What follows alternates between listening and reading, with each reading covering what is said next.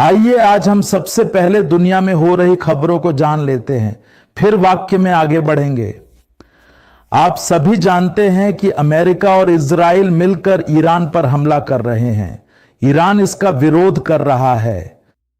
उसके आसपास के Bahrain, Kuwait, Qatar, UAE, Saudi Arab जैसे मिडिल ईस्ट के सभी देशों पर भी ईरान हमला कर रहा है। कुछ लोग कह रहे हैं कि अब उत्तर कोरिया के राष्ट्रपति हकीम साहब उतरेंगे।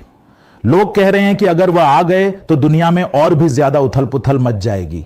किम यानी उत्तर कोरिया के राष्ट्रपति इसमें शामिल नहीं हो रहे हैं। वह इसमें शामिल नहीं है क्योंकि यह सब बाइबल की भविष्यवाणी के अनुसार हो रहा है। जैसा हम सोचते हैं वैसा कुछ भी नहीं हो रहा है। बाइबल में जो कुछ लिखा गया है वही सब घटित हो रहा है। जब मैं बाइबल पढ़ता हूं तो मुझे लगता है कि अभी जो युद्ध हो रहे हैं या दुनिया में जो राजनीतिक मुद्दे, धार्मिक मुद्दे या भौगोलिक मुद्दे हो रहे हैं, इन सब का बाइबल से जुड़ना देखकर मुझे बहुत आश्चर्य होता है। कई साल पहले जब मैंने नया नया उद्धार पाया था, तब मैं एक तर्कवादी, एक नास्तिक से बात कर रहा था। वह क्या कहता है? वह कहता है कि भगवान नहीं है। वह कहता है, क्या आपको पता है कि बाइबल्स कहां छपती हैं? बाइबल्स तो हमारे पास ही छपती हैं। हम अपनी मर्जी से उसमें कुछ भी जोड़ सकते हैं। आप अपनी मर्जी से कुछ भी लिख सकते हैं और कह सकते हैं कि यह बहुत पहले लिखा गया था, ये घटनाएं पहले घट चुकी हैं। ऐसा वह कहता था। लेकिन जब उन्होंने वह बात कही थी तब इंटरनेट नहीं था। उस समय तो फोन भी नहीं था। वो घटना घटित होकर अब तक 125 साल हो गए हैं। तब फोन नहीं था। मोबाइल फोन जैसा इंटरनेट वाला फोन नहीं था। इंटरनेट नहीं था, इसलिए उन्हें पूरी जानकारी नहीं थी। उन्होंने सोचा कि बाइबल यानी तेलुगु बाइबल हम ही छाप रहे हैं, हम ही लिख रहे हैं और हम ही पढ़ रहे हैं। उन्हें इतनी भी जानकारी नहीं थी। लेकिन हमें जो जानना चाहिए वह यह है कि यह बाइबल 100 साल पहले लिखी गई थी। 100 साल पहले लिखी गई बाइबल में जो भी भविष्यवाणियां थीं, वे अब हमारे समय में पूरी हो रही हैं। यह हैरानी की बात है। यह अद्भुत है। अब क्योंकि मैं बाइबल की भविष्यवाणियों को अच्छी तरह पढ़ रहा हूं, तो आगे क्या हुआ? अब ईरान, यूएसए, इजराइल, इस युद्ध के बाद आगे क्या होगा, उसके बाद क्या होगा, उसके बाद क्या होगा, यह मुझे पता चल जाता है। आपको भी पता चल जाएगा जब आप बाइबल में मौजूद भविष्यवाणियों को ध्यान से समझेंगे। अब आर्टिफिशियल इंटेलिजेंस आ चुका है, एंथ्रोपिक एआई आ चुका है, धीरे धीरे सारी ऑनलाइन ट्रांजैक्शंस भी आ रही हैं। अब सब कुछ एडवांस्ड टेक्नोलॉजी आ रही है। लेकिन मान लीजिए कि आप अभी बाइबल या बाइबल की भविष्यवाणियां पढ़ रहे हैं, तो वे आपको हैरान नहीं करेंगी। तो आपको पता है कि हमें किस बात पर हैरानी होती है? बाइबल में जो लिखा गया है वह अब हो रहा है, यही हमें हैरान करता है। जब हम होते हुए देखते हैं तो हम चौंक जाते हैं, अरे ये तो पहले ही बाइबल में लिखा हुआ है, ऐसे ही लिखा गया है, ऐसे ही होना था। जब हमें पता चलता है कि वह हो रहा है तब हैरानी होती है। अब हम क्या जानने जा रहे हैं? ईरान में चल रहा युद्ध, ईरान देश में चल रहा युद्ध। मैंने कल कहा था, मुस्लिम धर्म में 2 संप्रदाय होते हैं। एक है शिया मुस्लिम, दूसरा है सुन्नी मुस्लिम। शिया मुस्लिम और सुन्नी मुस्लिम क्यों अलग हुए? इसका कारण है कि इस्लाम की उत्पत्ति हुई थी पैगंबर मोहम्मद के द्वारा। वो पैगंबर मोहम्मद, उनके द्वारा कुरान दी गई, उनके द्वारा इस्लामी नियम बने। जब पैगंबर मोहम्मद का निधन हुआ तब इस्लाम धर्म 2 भागों में बंट गया। एक है शिया मुस्लिम, दूसरा है सुन्नी मुस्लिम। सुन्नी मुस्लिम लोग बहुत कूल रहते हैं, शिया मुस्लिम लोग बहुत आक्रामक होते हैं। जो ईरान देश है वहां शिया मुस्लिमों का पालन किया जाता है। हमारे भारत देश में भी शिया मुस्लिम हैं, सुन्नी मुस्लिम भी हैं। शिया मुस्लिम कैसे होते हैं? तो वे बहुत आक्रामक होते हैं। अब अगर आप देखें कि दुनिया में जो यह युद्ध चल रहा है ईरान देश में, वो ईरान देश अपने संदेश और ड्रोन अपने आसपास के इस्लामिक देशों पर छोड़ता है। कतर इस्लामिक देश है, कुवैत इस्लामिक देश है, बहरीन इस्लामिक देश है, यूएई इस्लामिक देश है, दुबई इस्लामिक क्षेत्र है, सऊदी अरब इस्लामिक क्षेत्र है। इन सभी इस्लामिक क्षेत्रों और इस्लामिक देशों पर सऊदी अरब के ऊपर ईरान यानी ईरान नाम का देश मिसाइलों और ड्रोन से हमला करता है। आपको शक होना चाहिए, मतलब अगर वे भी मुसलमान हैं और ये भी मुसलमान हैं तो फिर ईरान एक इस्लामी देश होकर दूसरे इस्लामी देश पर हमला क्यों करता है? असल में ये सऊदी अरब, दुबई, बहरीन, कुवैत, कतर, मिस्र जैसे सभी देश सुन्नी मुस्लिम समुदाय से संबंधित हैं। ईरान शिया मुस्लिम समुदाय से संबंधित है। जैसा कि मैंने पहले बताया, ये लोग बहुत आक्रामक माने जाते हैं। इस ईरान देश के लिए बहुत बहुत एक लंबा इतिहास है, ये कोई नया इतिहास नहीं है। ईरान नामक देश हाल ही में बना देश नहीं है। अमेरिका को बने हुए 400 या 450 साल ही हुए हैं। अमेरिका, कनाडा, ऑस्ट्रेलिया या ऐसे बड़े बड़े देश बनने से पहले ही अगर कोई प्राचीन देश था तो वह ईरान ही है। ईरान, इराक, इजराइल ये सभी प्राचीन देश हैं। असल में इजराइल से भी पहले इराक और ईरान देश अस्तित्व में थे। ये दोनों देश बहुत प्राचीन हैं और तुर्की भी एक बहुत पुराना देश है। आज आपको क्या जानना चाहिए, वह है यह युद्ध। इस युद्ध के कारण क्या हैं? इस युद्ध के पीछे क्या होने वाला है? और यह युद्ध समाप्त होने के बाद क्या होगा? अगर हम ये सब उन लेखनों में देखें जो लिखे गए हैं तो हमें सब समझ में आ जाएगा। बहुत से लोग क्या सोचते हैं कि भगवान केवल इजरायलियों के ही भगवान हैं। कुछ लोग सोचते हैं कि भगवान केवल ईसाइयों के ही भगवान हैं। लेकिन क्या आप जानते हैं कि बाइबल क्या कहती है? यीशु मसीह सबके प्रभु हैं। Jesus Christ is the Lord of O'Neill. हमारे पास बाइबल में 150 भजन हैं। उनमें से 100वें भजन में दाऊद कहता है, हे सभी देशों के लोगों, यहोवा के लिए जयकार करो। अब पृथ्वी पर 197 देश हैं। दाऊद कह रहे हैं कि इन 197 देशों को यहोवा के लिए जयकार करनी चाहिए। हमारा परमेश्वर केवल ईसाइयों का ही परमेश्वर नहीं है, वह केवल इस्राएलियों का ही परमेश्वर नहीं है। यह बाइबल का परमेश्वर पूरी दुनिया का परमेश्वर है। वह सभी देशों का परमेश्वर है। इस धरती पर मौजूद हर जाति का, हर समुदाय का, हर धर्म का परमेश्वर है। सभी जातियों का परमेश्वर है। सभी व्यवसायों वालों का भी परमेश्वर है। अब ईरान देश परमेश्वर का शत्रु नहीं है। परमेश्वर ईरान देश से प्रेम करता है। परमेश्वर ईरान देश में हर व्यक्ति से प्रेम करता है। बाइबल में ईरान देश को 2 नामों से पुकारा जाता है। हम आपसे कहते हैं, उत्पत्ति से लेकर प्रकाशित वाक्य तक पढ़िए, बाइबल में कहीं भी ईरान नाम नहीं मिलता। ईरान नाम कब आया? तो 1932 या 1935 में आया। उससे पहले उसी देश को पर्शिया कहा जाता था। उसका एक और नाम है, वह नाम है एलाम। एलाम का मतलब है पर्शिया देश और पर्शिया देश का मतलब है ईरान देश। अगर आप बाइबल के आदिकांड से लेकर प्रकाशित वाक्य तक के सभी 1189 अध्याय पढ़ें तो कहीं भी ईरान नाम आपको दिखाई नहीं देगा, लेकिन एलाम नाम जरूर दिखाई देता है। अपारशिका नाम भी दिखाई देता है। एलाम और पर्शिया ये दोनों नाम जब भी दिखें तो आपके मन में आना चाहिए कि यह आज के समय का ईरान देश है। हम आज एलाम और पर्शिया के बारे में लिखी गई कुछ भविष्यवाणियों को देखने जा रहे हैं। क्या भगवान इस देश से सच में प्रेम करता है? क्या भगवान इस देश को दंडित कर रहा है? आखिर युद्ध क्यों हो रहा है? यह एलाम ही ईरान देश है। मैं आपको एक बात बताकर वचन में ले चलता हूं। यीशु प्रभु हैं।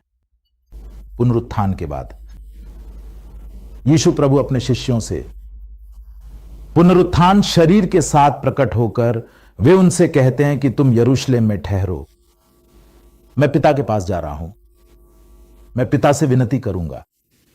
उन्होंने कहा कि पिता तुम्हारे पास हमेशा रहने के लिए पवित्र आत्मा को भेजेंगे। तब यीशु प्रभु के 120 शिष्य एक साथ यरूशलेम में एक ऊपरी कमरे में जाकर प्रार्थना करना शुरू कर दिए। यीशु प्रभु स्वर्ग चले गए।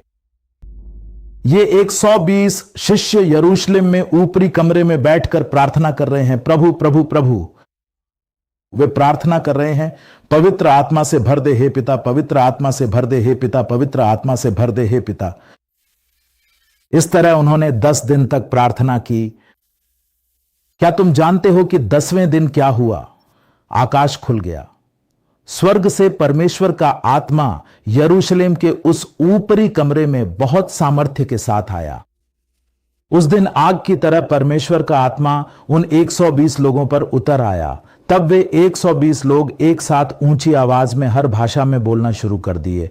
वे पवित्र आत्मा से भर गए। उस आवाज को सुनकर वे 120 लोग परमेश्वर के आत्मा से भरकर उन्हें दी गई भाषाओं और शब्दों में अपने मुंह से बोल रहे थे। उस आवाज को सुनकर वहां के इलाके के 3000 लोग वहां आ गए। वे उस जगह पर आ गए जहां ये 120 लोग थे। 3000 लोग तक वहां आ गए। वे 3000 लोग अलग अलग क्षेत्रों से, पूरी पृथ्वी के कोनों से आए थे। पास पास के सभी क्षेत्रों से लोग वहां आए थे। आकर वे सब कहने लगे, अरे ये आवाज क्या है? उन्होंने पूछा, ये बातें क्या हैं? उन आए हुए लोगों में से यहां एक शब्द लिखा गया है, मैं पढ़ता हूं, देखिए। प्रेरितों के कार्यों की पुस्तक 2 अध्याय, मैं 7वीं आयत से पढ़ रहा हूं। प्रेरितों के कार्यों की पुस्तक 2 अध्याय 7वीं आयत से।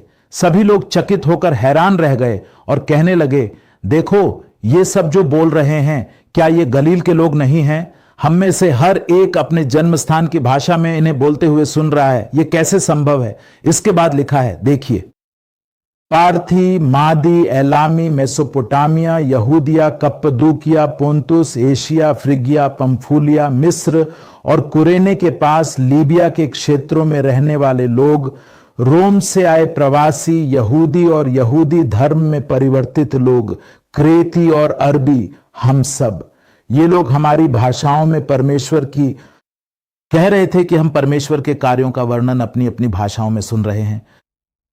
3000 लोग यरूशलेम में अलग अलग क्षेत्रों से परमेश्वर की आराधना करने आए थे। उन 3000 लोगों को ये भाषाएं समझ में आईं जो वे बोल रहे थे। उन 3000 लोगों में से कुछ कौन थे? वे थे पार्थी, मादी, एलामी और मेसोपोटामिया के लोग, पार्थी लोग, मादी लोग, एलामी लोग। मेसोपोटामिया लिखा हुआ नहीं दिख रहा है, देखिए उसमें एलामी लोग भी हैं। देखिए वे लोग ईरान देश से संबंधित थे, विल यूजले। लेकिन अगर पूछा जाए कि वे यरूशलेम कहां से आए थे, तो वे ईश्वर की आराधना करने के लिए ईरान देश से आए थे। वे लोग ईरान क्षेत्र में रहने वाले थे, मतलब अभी के ईरान देश से। यरूशलेम में भगवान की पूजा करने के लिए ईरान के लोग 2000 साल पहले ही आए थे।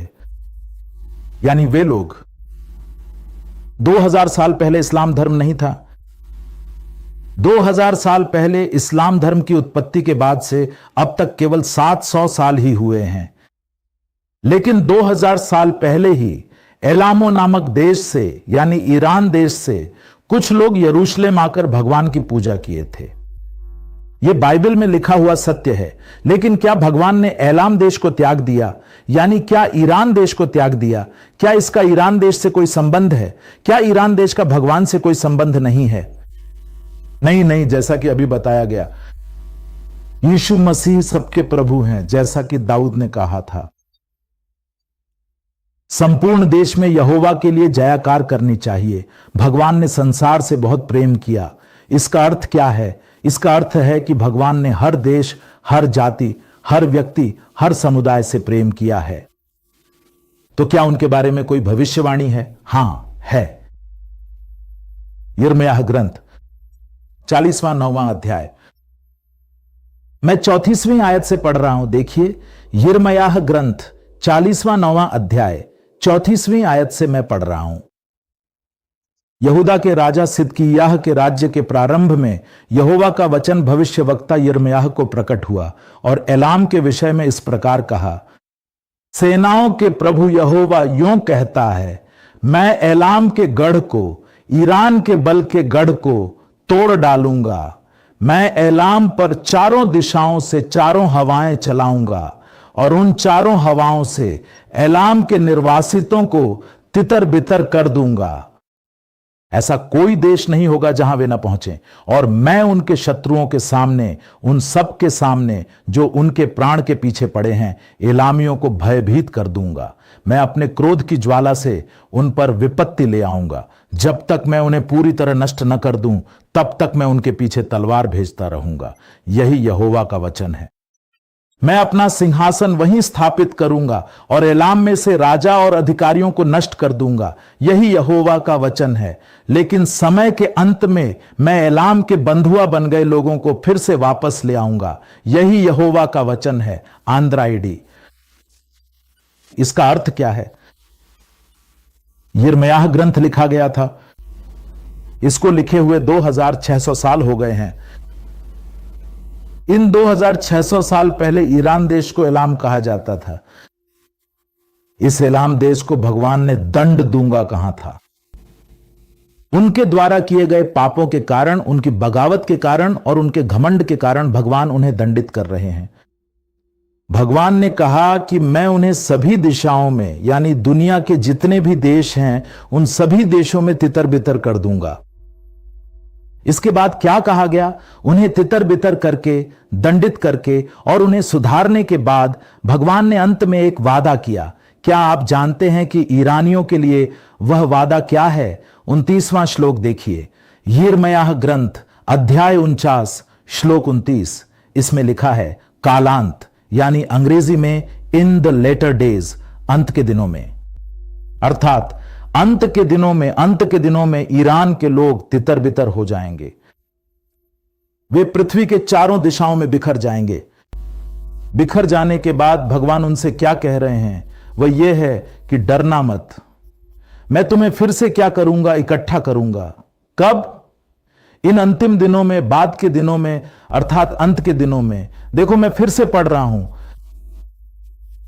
40 अध्याय 39वां आया, परंतु मैं एलाम के बंदियों को वापस लाऊंगा, यहोवा कहता है, क्योंकि समय आ गया है।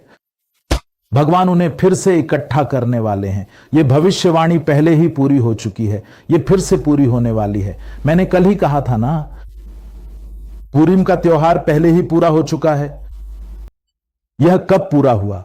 जब एस्तेर की पुस्तक में हामान ने इस्राएलियों को धरती से पूरी तरह मिटा देने की योजना बनाई थी, तब एस्तेर ने प्रार्थना की। तब भगवान ने आदेश को फिर से लिखवाया और हामान तथा उसके सभी लोग जिन्होंने इस्राएलियों को मारने की सोची थी, वे सब मारे गए। कल ही, परसों इस्राएली लोग पूरी पर्व मना रहे थे। ठीक उसी समय पूरी पर्व थी। हामान ने इस्राएलियों को मारने की योजना बनाई थी। ईरान देश के राष्ट्रपति अयातुल्ला अली खामेनी ने भी इजरायलियों की भूमि को मिटा देने की योजना बनाई थी। ठीक उसी पूरी पर्व के दिन, जिस दिन हामान मारा गया था, यह अयातुल्ला अली खामेनी, जो ईरान देश के सर्वोच्च नेता भी हैं, को भी मार दिया गया। ठीक इसी तरह यह भविष्यवाणी भी एक बार पूरी हो चुकी है। यिर्मयाह ग्रंथ के 49वें अध्याय की 34वीं से 39वीं आयतों में एलाम देश पर नबूकदनेजर नामक राजा ने जिस तरह हमला किया था, ठीक वैसे ही जैसे आज अमेरिका और इजराइल ने ईरान देश पर हमला किया और उसे टुकड़ों में बांट दिया, उसी तरह उस देश पर आक्रमण हुआ था। यह घटना 2600 साल पहले हुई थी। नबूकदनेजर नामक राजा ने इस एलाम यानी ईरान देश पर आकर इसे भी पूरी तरह से नष्ट कर दिया था। तब एलामी लोग इस धरती पर मौजूद सभी देशों में भाग गए थे। इसके बाद भगवान ने उन्हें फिर से एकत्र किया। वे सभी अपने देश लौट आए थे। इसलिए ही बाद में प्रेरितों के कार्य की पुस्तक में पेंतेकोस्त के त्योहार के दिन एलाम देश से कुछ भक्त यरूशलेम आए और वहां आराधना की। लेकिन यह भविष्यवाणी देखिए, इन अंतिम दिनों में ईरान देश से वे ईश्वर के बच्चों यानी इजरायलियों से युद्ध करेंगे। वे उन पर हमला करेंगे। जब उनकी ताकत खत्म हो जाएगी, जब वे युद्ध करने में असमर्थ हो जाएंगे, जब ईरान वाले युद्ध नहीं कर पाएंगे, जब वे हार जाएंगे, तब वे क्या करेंगे? वे रूस और तुर्की के साथ मिलकर फिर से इजराइल देश पर युद्ध करने के लिए आएंगे। अभी के समय में सऊदी अरब भी इसी तरह है। ईरान, अमेरिका, इजराइल का समर्थन कर रहे हैं, लेकिन एक दिन आने वाला है, बस कुछ ही दिनों में इस्राएल देश अकेला पड़ जाएगा। जब वह अकेला हो जाएगा तब दुनिया के सभी देश जो अभी मौजूद हैं इजराइल से द्वेष करेंगे। आप क्या सोचते हैं? क्या आपको लगता है कि यह युद्ध यहीं खत्म हो जाएगा? नहीं, पेट्रोल के दाम बढ़ जाएंगे, महंगाई आ जाएगी, तीसरा विश्व युद्ध आ जाएगा, अशांति शुरू हो जाएगी, धरती अस्त व्यस्त हो जाएगी। तब दुनिया में मौजूद सभी लोग कहेंगे कि इस सब का कारण सिर्फ इजरायली ही हैं। तब ईरान देश, लेक्सी क्या कहती है, अगर हम इन इजरायलियों को पूरी तरह से धरती से मिटा दें? चूंकि पूरी धरती पर यही जवाब आया है, इसलिए वे कहते हैं कि इन इस्राएलियों को धरती से मिटा देना चाहिए। यह ईरान देश, रूस, तुर्की, लीबिया, कूश, इथियोपिया जैसे कुछ देशों के साथ मिलकर यरूशलेम और इस्राएल देश पर आक्रमण करेगा और उन्हें उनकी भूमि से पूरी तरह मिटा देने का दिन आने वाला है। जब वह समय आएगा तब सभी देश इजराइल को अपना समर्थन वापस ले लेंगे। इस युद्ध के शुरू होने से पहले जब मोदी जी इजराइल देश गए थे, तब इजराइल में नेतन्याहू और मोदी जी ने कई अद्भुत बातें की थीं। उसके बाद जब मोदी जी फ्लाइट में चढ़कर भारत लौटने वाले थे, तब विदाई के समय नेतन्याहू जी हमारे भारत देश के प्रधानमंत्री मोदी जी के गाल पर एक किस किया। इस दोस्ती को दिखाने के लिए ऐसा किया गया। भारत और इजराइल की यह दोस्ती वाकई में बहुत अद्भुत है, लेकिन एक दिन इजराइल देश अकेला पड़ जाएगा। उस दिन सभी देश उसे छोड़ देंगे। अभी जो ईरान देश है, रूस, तुर्की, लीबिया, इथियोपिया, उसके चारों ओर स्थित कई देश, इजराइल पर हमला करने के लिए जो युद्ध आने वाला है वह यहेजकेल ग्रंथ के 38वें अध्याय में लिखा गया है। उस दिन जब इजराइल अकेला पड़ जाएगा तब वह घुटनों के बल बैठकर भगवान की ओर हाथ फैलाकर प्रार्थना करेगा और वही युद्ध भगवान लड़ेगा। आकाश से ओले गिरेंगे, धरती कांप उठेगी, भगवान महामारी भेजेगा, भगवान तलवार भेजेगा। अलौकिक विजय आने वाली है। कुछ लोग क्या कह रहे हैं, सुनिए। अब उत्तर कोरिया के राष्ट्रपति किम मैदान में उतर रहे हैं। वे कहते हैं कि वह एक मिसाइल दागेंगे, एक न्यूक्लियर बम गिराएंगे और इजराइल को धरती से मिटा देंगे। अगर इजराइल को धरती से मिटाया जा सकता है तो यह बाइबल पूरी तरह झूठी साबित हो जाएगी। क्या आपको यह समझ में आया? अगर पूरी दुनिया एकजुट होकर इजराइल देश और इजराइल जाति को धरती से पूरी तरह मिटा दे तो किसी और को क्यों कहना? मैं ही गांव गांव घूमकर कहूंगा कि यह बाइबल झूठ है। क्या इस बाइबल का भगवान झूठा है?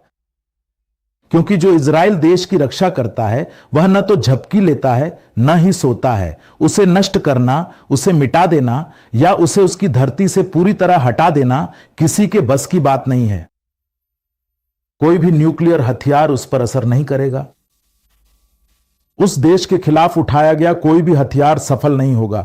जो भी उसे छुएगा वह भगवान द्वारा छुआ गया माना जाएगा। उसके बगल में 1000 लोग गिरेंगे, उसके दाहिने ओर 10,000 लोग गिरेंगे, लेकिन उस देश को कोई हानि नहीं पहुंचेगी। जो उसकी रक्षा करता है वह न तो झपकी लेता है न ही सोता है। वही भगवान हमारे लिए है। वह भगवान हमें इस तरह से बचा रहा है कि हमारे सिर का एक बाल भी जमीन पर गिरने ना पाए। वही हमारा भगवान है। हमारा भगवान एक अद्भुत भगवान है। हमारे पास एक अद्भुत भगवान है। क्या हम उस भगवान को पहचान रहे हैं? क्या हम उस भगवान की पूजा कर रहे हैं? उनका नाम सेनाओं के स्वामी यहोवा है। हमें उसकी पूजा करनी चाहिए।